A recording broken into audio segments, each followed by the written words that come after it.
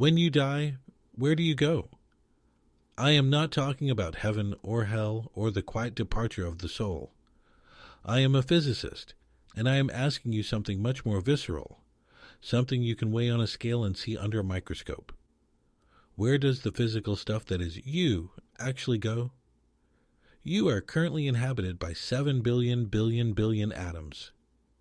That is a 7 followed by 27 zeros, 7 octillion infinitesimal pieces of the universe. And when you die, not a single one of those atoms disappears. Not one. They're all still here. They are in the room with your grieving family, they are under the floorboards, and eventually drifting into the topsoil. So, if every single piece of the hardware is still present, in what sense are you actually gone? I think you will never look at yourself, or a blade of grass, or a distant star, or even a single breath of air quite the same way again. Because you are not a thing, you are a process. Let's start with a candle. You light the wick and it burns. The wax melts, the flame flickers, and after an hour, the candle is simply gone. You might say it was destroyed, but that is a fundamental misunderstanding of the architecture of reality. Where did the candle go? Some of it turned into light, photons that bounced around the room and eventually got absorbed by the walls, warming the paint by a fraction of a billionth of a degree. Some of it turned into heat, which vibrated the air molecules and spread out into the neighborhood. The carbon in the wax combined with oxygen in the room to create carbon dioxide. That carbon dioxide is now floating. It might be drifting out the window right now or being inhaled by a gardener 3 miles away. The point is, the candle didn't vanish. It transformed. This is the first law of thermodynamics. Energy cannot be created or destroyed. It is as close to an absolute truth as we have ever found in physics. It is not just usually true. It has held firm in every experiment ever conducted since the beginning of human inquiry. You, sitting there listening to me, are not so different from that candle. You are, in the most literal chemical sense, currently on fire. As you breathe, your body takes in oxygen and combines it with the remnants of your breakfast to release energy. But the scale of this internal fire is almost impossible to comprehend without looking at the microscopic power plants inside you. At any given moment, your body contains about 250 grams of a molecule called ATP, adenosine triphosphate. This is the energy currency of life. Every cell in your body uses it to move, to think, and to build the proteins that keep you from dissolving. Here's the shock. The 250 grams of ATP only represents about 4 watts of power. That is equivalent to a tiny dim LED nightlight. That is all the ready cash your body has at any single moment. Yet, your body requires nearly 100 watts just to keep your heart beating and your brain from crashing. To bridge that gap, your cells recycle ATP at a rate that is frankly hysterical. Each ATP molecule is used and regenerated about 1,000 times per day. Your body produces, uses, and rebuilds roughly its entire body weight in ATP every single day. If you weigh 70 kilograms, your mitochondria are churning out 70 kilograms of fresh fuel every 24 hours, just to keep the pattern of you from falling apart. You are a chemical symphony that never stops. Over the course of a day, a healthy person produces enough total energy to power over 1,000 household light bulbs. You are a 1-200 watt furnace. If you could harness all your biological heat at once, you would be a blinding pillar of light. And where does this power come from? It happens in 10 quadrillion mitochondria. You have 10 million billion of these microscopic power plants inside your flesh. They have their own DNA, separate from yours, because 2 billion years ago they were free-living bacteria. Our single-celled ancestors engulfed them but didn't digest them. They formed a partnership. The bacteria provided the fire, and The host cell provided the shelter. You are not an individual. You are a colony. You are a walking, breathing federation of ancient organisms that learned how to cooperate so well that they eventually started thinking they were a person. Every thought you have ever had, every memory of your mother's face or the smell of rain, required billions of ATP molecules. A single thought requires billions of sodium ions to be pumped across a cell membrane. To reset a single neuron after a single signal takes a billion ATP molecules. When that symphony stops, that is what we call death. Not because the atoms leave, but because the music of the energy recycling ends. But you are constantly shedding yourself into the world long before you die. Every breath you exhale carries away carbon dioxide, about 200 milliliters of it. That is carbon that was your physical body a moment ago, now floating free in the wind. You shed 40,000 dead skin cells every single minute. You are not a static object. You are a river of atoms flowing through a particular shape. You are like a whirlpool in a stream. The water molecules are constantly entering and leaving, but the shape of the whirlpool persists. You are a dynamic pattern that matter temporarily participates in. If a physicist spoke at your funeral, they would tell your family to stop crying. They would explain that according to the law of conservation of energy, not a bit of you is gone. You are just less orderly. The photons that bounced off your face, the particles whose paths were interrupted by your smile, hundreds of trillions of them, have scattered into the world like children running in every direction. They are still out there, and they will always be out there. But we have to ask where those 7 octillion atoms came from in the first place. Pick up your hand and look at the iron in your blood. If you extracted all of it, it would make a nail about 3 inches long. But that iron was not made on Earth. It was not even made in our solar system. In the beginning, just after the Big Bang, the universe was a screaming soup of quarks and gluons. It was over 1 trillion degrees. As it cooled, quarks combined into protons and neutrons within the first microsecond of existence. 1/millionth of a second after the Big Bang, the building blocks of your body were born.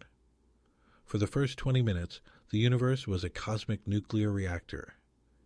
It fused hydrogen into helium, but it hit a bottleneck. It couldn't make anything heavier. It was too hot for nuclei to stick together, then suddenly too cold for fusion to continue. The universe ended its first half hour as 75% hydrogen and 25% helium. No carbon, no oxygen, no nitrogen, no iron, no people. The universe was a vast, cold, dark graveyard of gas for 200 million years. It had to wait for the first stars to ignite. These were monsters, 300 times the mass of our sun, burning with a violent blue light. In their cores, they began to do what the Big Bang could not. They crushed helium into carbon. This is the triple alpha process. It is a delicate, miraculous reaction that happens at 100 million degrees. 2 helium nuclei fuse into a wildly unstable beryllium-8, which falls apart in a fraction of a second. But if a third helium nucleus slams into it in that tiny window, you get stable carbon. This reaction is so sensitive that if the energy levels of the universe were even slightly different, carbon would never form. The universe had to be precisely tuned for you to exist. The story of the elements doesn't stop at carbon. To build the iron in your red blood cells, or the gold in your wedding ring, the universe had to escalate its violence to an impossible degree. You see, a star is a delicate war zone. Gravity, trying to crush everything into a point, and nuclear fire pushing back. But eventually, the hydrogen is gone. In massive stars, the core begins to fuse carbon into oxygen, then neon, then silicon. But it hits a wall at iron. Fusing iron doesn't release energy, it consumes it. The moment a star's core becomes iron, the fire goes out. The support is gone. In less than a second, an iron core the size of the Earth collapses into a ball of neutrons no larger than a city. The temperature rockets into the billions. The shock wave rips the star apart in a supernova, an explosion so bright it can outshine an entire galaxy of 100 billion suns. In those few frantic seconds of a supernova, the R process takes over. This is rapid neutron capture. The iron nuclei are bombarded with so many neutrons, so fast that they don't have time to decay. They are force-fed until they transform into gold, platinum, and uranium. Every piece of jewelry you own, every ounce of gold in the vaults of the world, was forged in the radioactive scream of a dying star, or the collision of two neutron stars. In 2017, we actually watched this happen. We saw two neutron stars collide and witnessed the universe manufacture 10 Earth masses of gold in a single heartbeat. You are literally wearing the shrapnel of a celestial cataclysm. This dust was flung out into the void at 10,000 kilometers per second, eventually settling into a cloud of gas that collapsed to form our sun and the rocky debris we call home. Now, look at your hand again. You think those atoms belong to you? They don't. You are just borrowing them. You are a biological hotel for weary particles. Every year, about 98% of the atoms in your body are replaced.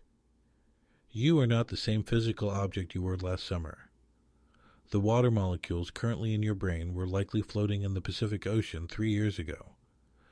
The nitrogen in your DNA was probably part of a stalk of corn in another hemisphere last decade.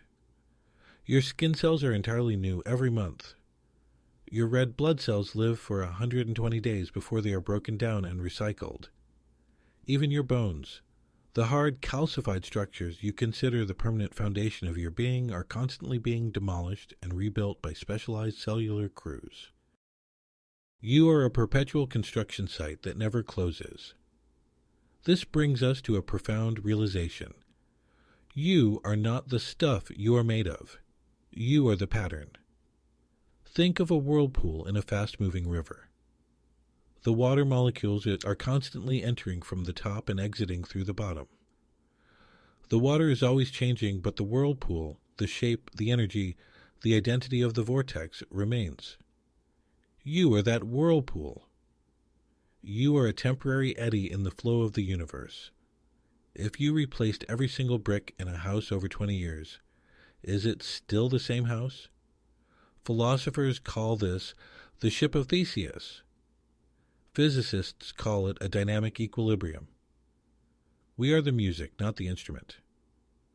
When we die, the instrument breaks, and the music simply stops playing in that particular room, but the vibrations continue to ripple out into the walls.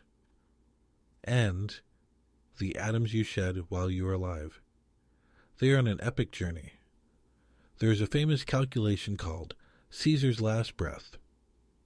When Julius Caesar was assassinated in 44 BC, he exhaled one final time. That single breath contained about 25 sextillion molecules. Over the last 2,000 years, those molecules have been stirred into the atmosphere by the wind and the weather, spreading uniformly around the globe. The math is staggering. Statistically, every single breath you take right now contains at least one molecule of air that was once inside the lungs of Julius Caesar as he died. You are breathing in the gasps of every dinosaur that ever roamed the Jurassic, the whispers of every king, and the exhales of every ancestor you never knew. We are all quite literally breathing each other. This material connection is the ultimate antidote to loneliness. You are connected to the deep past and the distant future by a physical tether of carbon and oxygen. The iron in your blood is the same iron that was forged in a star that exploded before the Earth was even a thought in the mind of gravity. The calcium in your teeth came from the dying breath of a red giant star. You are not a stranger in the universe. You are a native. You are a way for the cosmos to look at itself and say, I am here.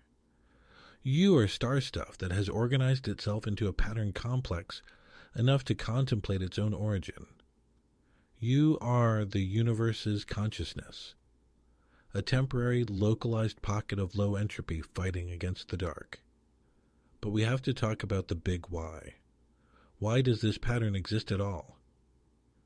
Thermodynamics tells us that the universe is trending toward disorder. This is entropy. A glass falls and breaks. It never spontaneously reassembles. Heat flows from hot to cold, never the reverse. The universe is a clock that is slowly winding down. Life is a temporary rebellion against this law.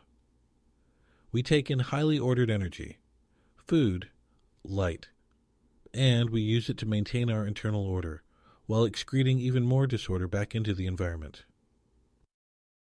We are like small heaters in a freezing room, burning fuel to keep a tiny patch of the carpet warm, while the rest of the house turns to ice. Death is just the moment the fuel runs out and the room finally takes back its heat. This leads to the existential pivot. When you die, the atoms that made up your thoughts and your feelings don't go to some far-off realm. They stay. They enter the soil. They become the nutrients for a forest. They become the building blocks for the next generation of life. 100 million years from now, some of the carbon that is currently helping you understand these words might be part of a creature that doesn't even have a name yet. You are an ancestor in the making. Your immortality isn't found in the survival of your ego, but in the persistence of your parts. You have been recycled for billions of years, and you will be recycled for billions more. We need to zoom out even further beyond the stars and the cells, to the very fabric of the vacuum itself. Quantum field theory tells us that particles aren't even things in the way we think. An electron is just a ripple in the electron field. A photon is a ripple in the electromagnetic field. These fields permeate all of space. The electron in your eye and the electron in a star at the edge of the galaxy are ripples in the exact same pond. There is no separation. There is only a single unified field of reality that we are all temporary disturbances in. You are not a drop in the ocean. You are the entire ocean in a drop. The boundaries of your skin are a useful fiction. In the language of fields, you extend to the ends of the universe. As the universe continues to expand, it will eventually grow cold. This is the heat death. In 100 trillion years, the last stars will flicker out. In a Google years, a 1 followed by 100 zeros, the last black holes will evaporate into a thin mist of radiation. The universe will become a cold, dark, featureless void, where nothing ever happens again. But we are lucky. We are living in the stelliferous era, the brief golden window where the universe is interesting. We are at the very beginning of the story. If the history of the universe were a 1,000-page book, we would be on the first word of the first sentence. We have arrived while the party is just getting started. So, when you look in the mirror, don't just see a face. See a 14-billion-year-old process. See the survivor of a cosmic war between matter and antimatter. See the product of a nuclear furnace that cooked for eons to make the carbon in your heart. See the iron that was birthed in a supernova. You are a miracle of organization, a living testament to the laws of physics. You are matter with curiosity. You are atoms that have learned how to love. And when the time comes for you to return those atoms to the earth, do it with the knowledge that you are not being discarded.